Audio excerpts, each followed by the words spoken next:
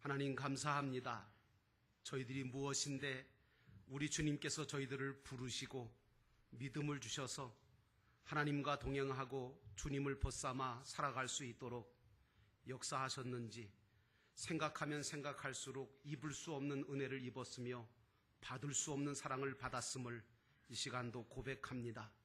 하나님 아버지, 오늘 우리가 주님의 제자로서의 삶을 온전하게 살아가고 있는지 다시 한번 나 자신을 하나님 앞에서 바라보게 하셔서 하나님 아버지의 말씀을 들음으로 인하여 내가 어떻게 행해야 되고 내가 무엇을 어떻게 살아가야 될 것인가를 발견하게 하시고 길이요 진리요 생명 되신 주님을 따라 복되게 살아가는 우리 모두가 되게 성령께서 이 시간 말씀을 듣는 가운데 깨닫게 하시고 믿어지게 하시고 고백되어지도록 인도하여 주시옵소서.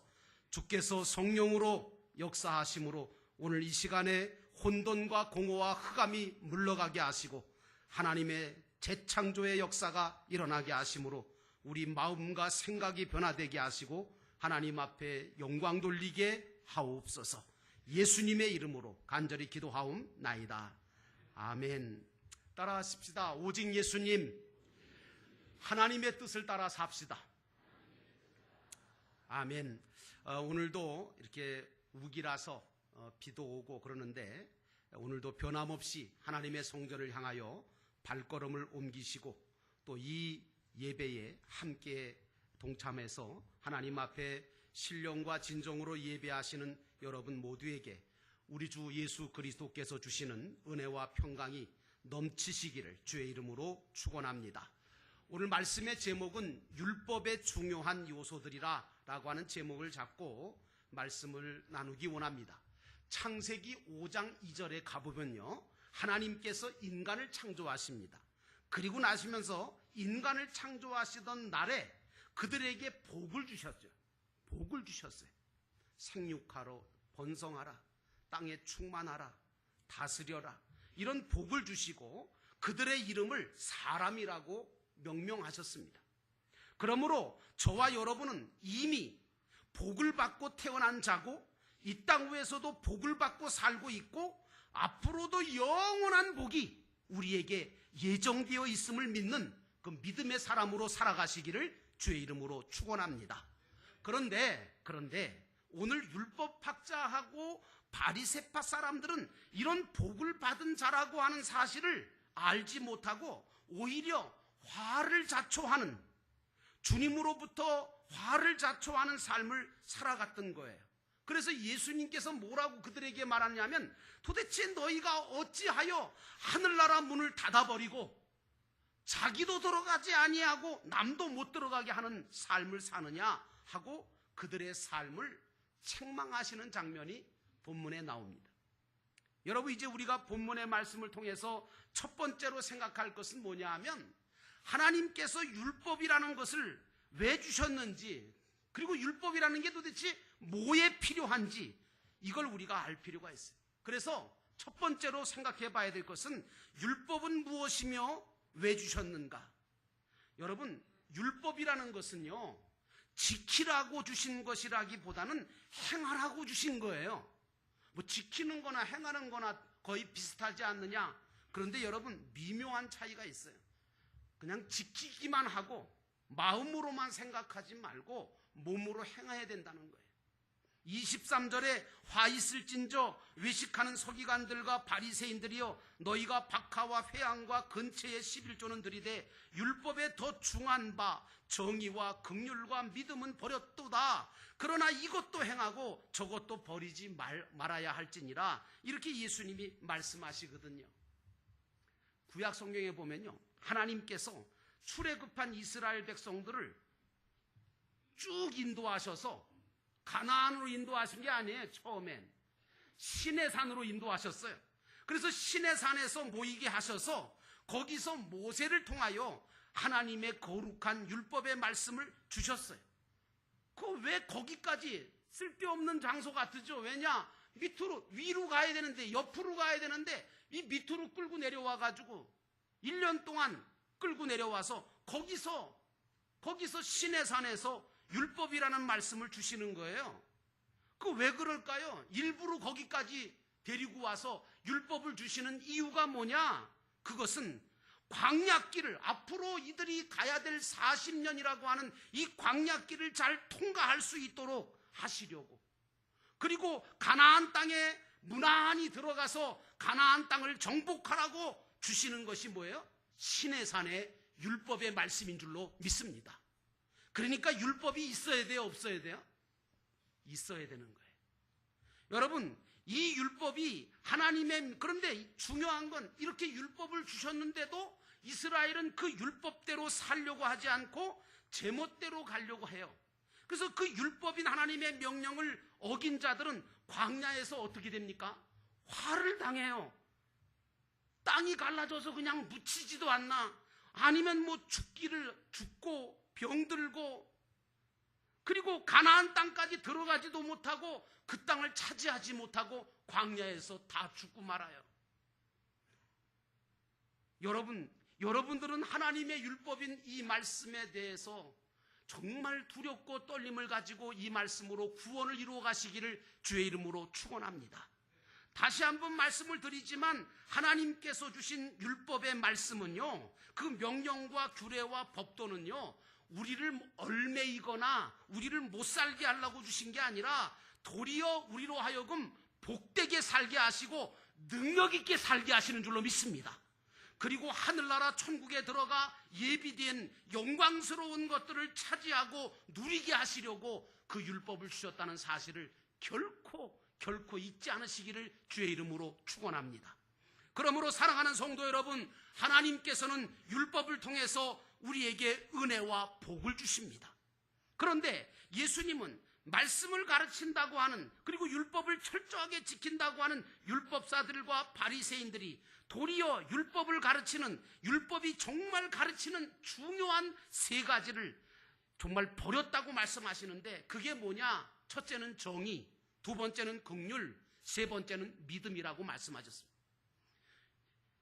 왜 도대체 이 율법사들과 바리새파 사람들은 이렇게 되었을까? 가장 큰 이유가 뭐라고 생각하십니까?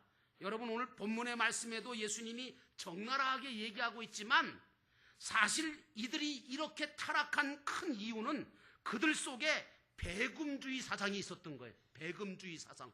여러분, 배금주의 사상 아십니까? 배금주의 사상은 뭐냐면 재물을 지나치게 숭배하여 모든 판단의 기준을 재물에다가 두고 그것에 집착하는 경향이나 태도를 가리켜서 배금주의라고 합니다. 지금 배금주의가 교회 안에도, 그리고 성도들 안에도 굉장히 많이 들어와 있어요. 그래서 여러분, 정작 율법을 통해서 주신 하나님의 올바른 뜻인 정의를 버려요.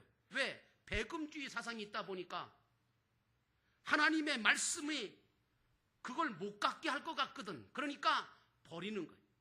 하나님의 한없는 용서와 자비인 긍휼도 잊어버리고 전적으로 하나님을 신뢰하고 믿는 믿음까지도 버리고 말았다고 예수님이 지금 이야기하고 계시는 거예요.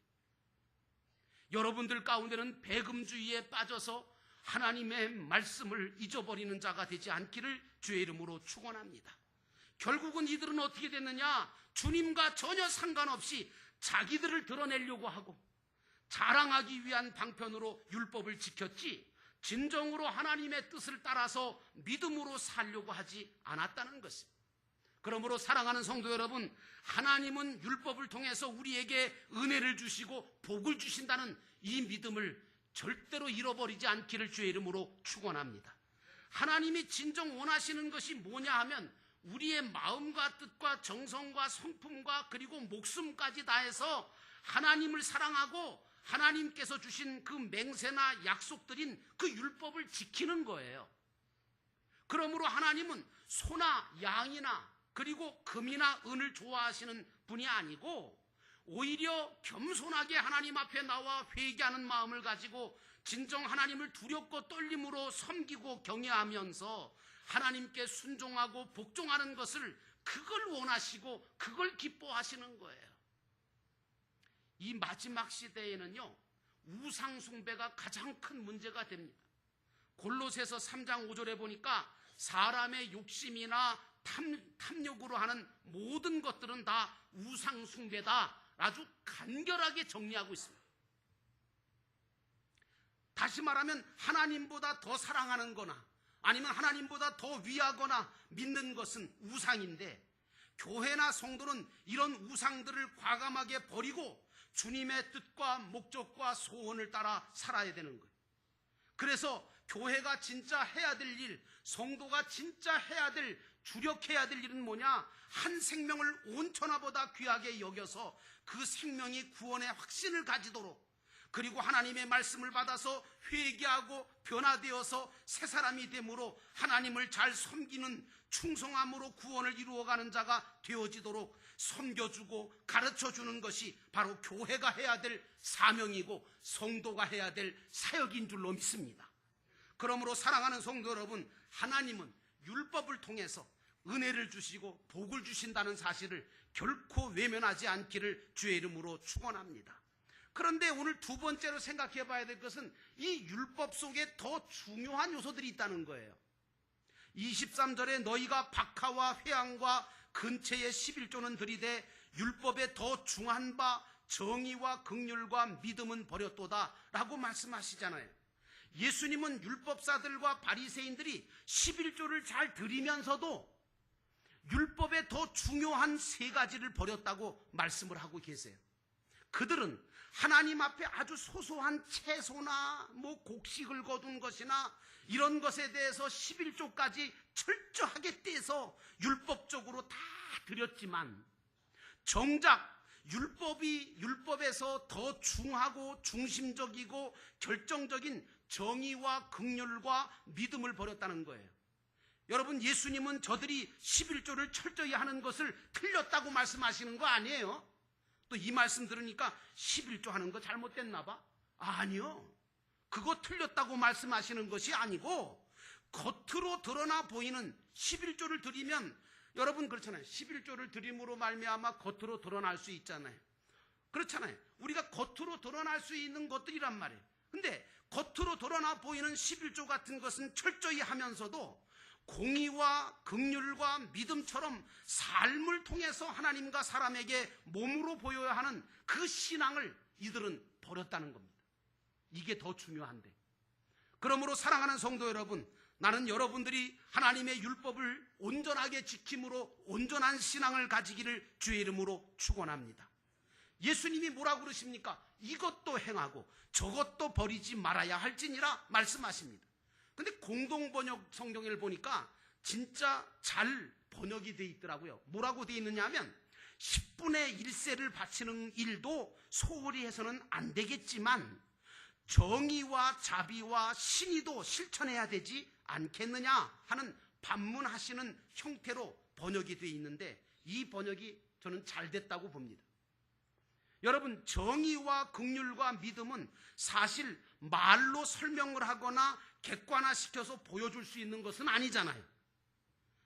이걸 어떨 때 드러나는 겁니까? 사람과 사람 사이의 관계 속에서 정의가 드러나는 거잖아요. 또 하나님 앞에서 몸으로 직접 실천을 통해서만 믿음을 보여줄 수 있는 거잖아요. 그러므로 여러분, 율법 속에는요 11조나 주일 성수같이 보여줄 수 있는 것이 있는가 하면 내가 삶을 살아야만 보여줄 수 있는 것이 있다는 거예요. 나는 여러분들이 이 두 가지를 다 온전하게 지켜내기를 주의 이름으로 축원합니다.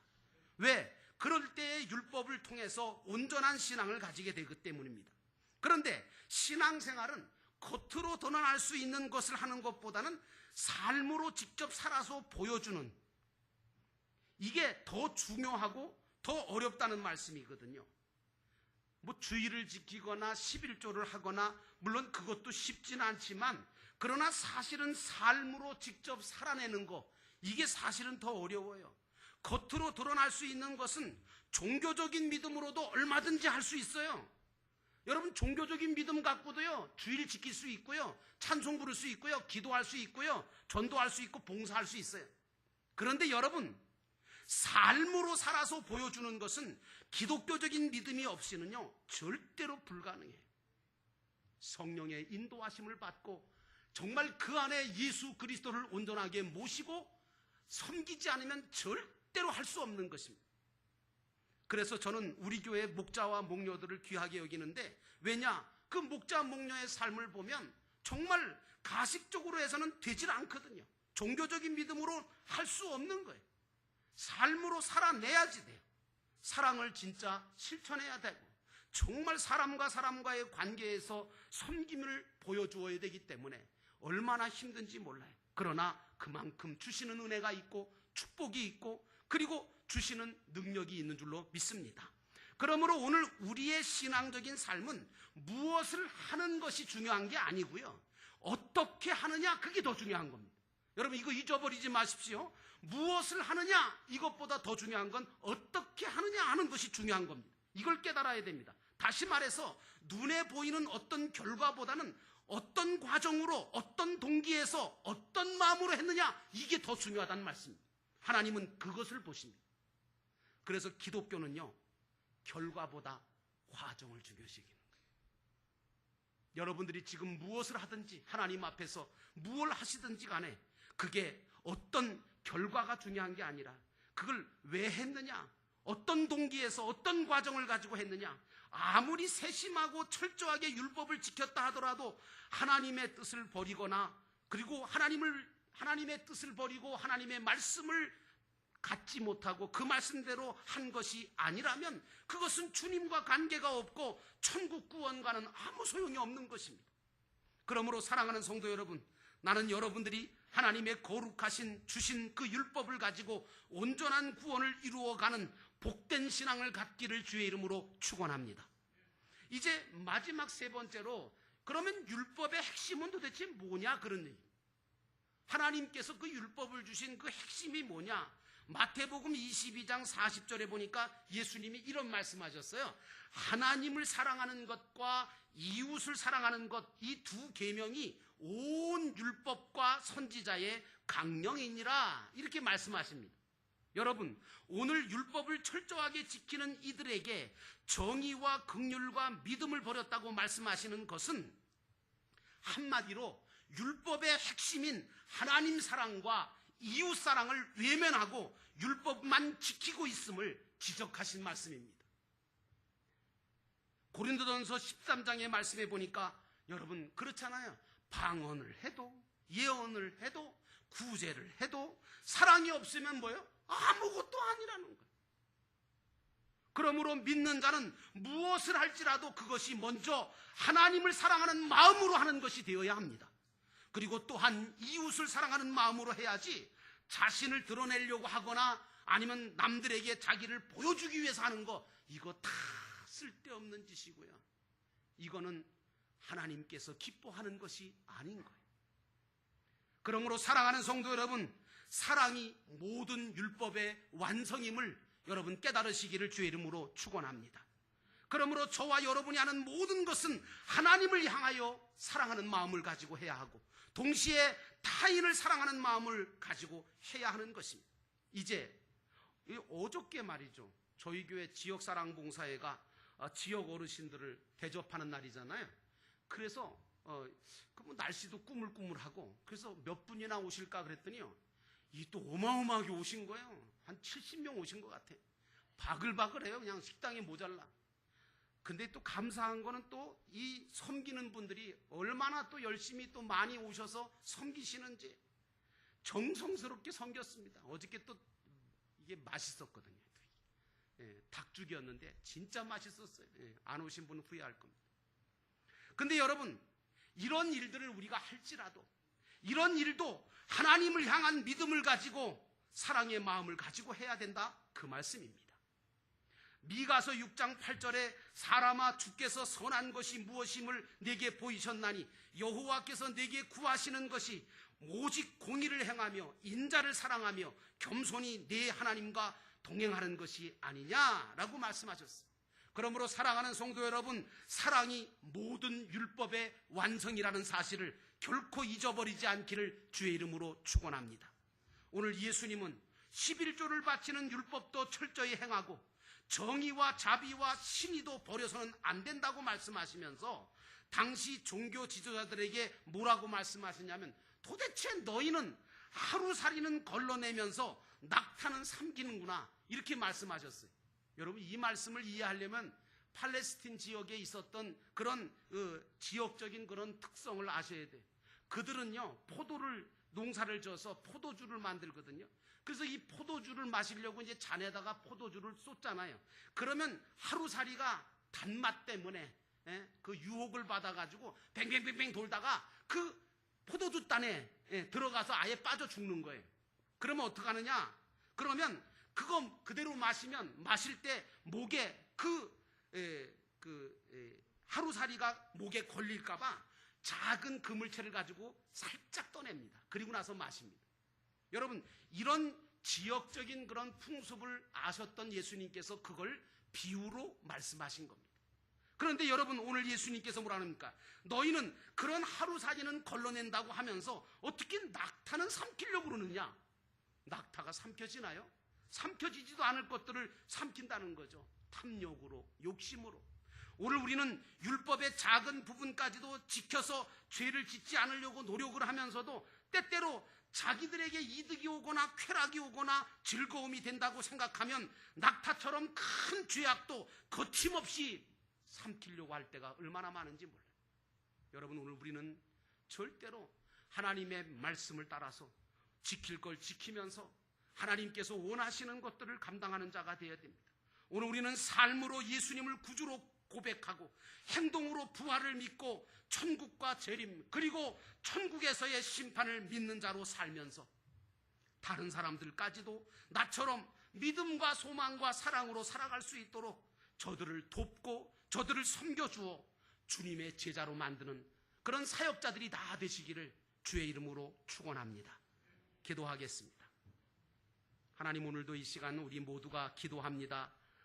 율법에 중요한 요소들이 있음을 우리가 알지 못하고 겉으로 드러나는 것들만 그리고 사람에게 보이려고만 했던 저희들 하나님께서는 어떤 것을 원하시는지를 오늘도 말씀을 통해서 배웁니다. 하나님께서는 율법을 통해서 우리에게 은혜를 주시고 복을 주시고 천국의 온갖 좋은 것들을 이루어 가도록 방편을 허락하시는데 오늘 우리는 하나님의 율법을 무시하고 하나님의 말씀을 아버지 따르지 아니하고 그저 내 고집대로 내 생각대로 내가 원하는 것들만 감당하려고 하는 그런 어리석은 자가 되지 않게 하옵시고 율법의 핵심인 하나님 사랑과 이웃 사랑을 가지고 모든 일들을 행할 수 있는 저희들 모두가 되게 하옵소서. 잠깐 동안 우리 함께 하나님 앞에 통성으로 기도합니다. 사랑과 은혜가 충만하신